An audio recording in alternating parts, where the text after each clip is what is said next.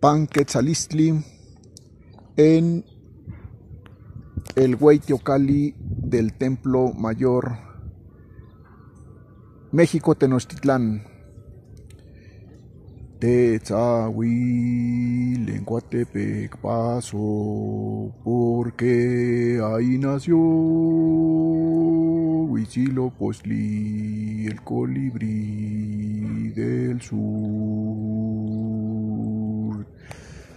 Narra el mito que la diosa Coatlicue barría el Teocalli cuando del cielo cayó el plumón que guardó junto al corazón.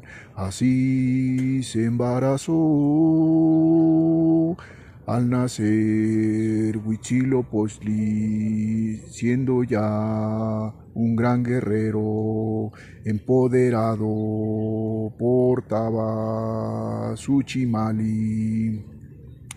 Y la poderosa Xiucoa, la serpiente de fuego, con la que venció a Coyolxauhqui y los 400 Setzohuiznahuas.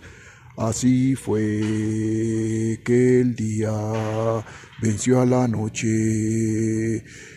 Huitzilopochtli, el dios solar mexica, venció a la luna.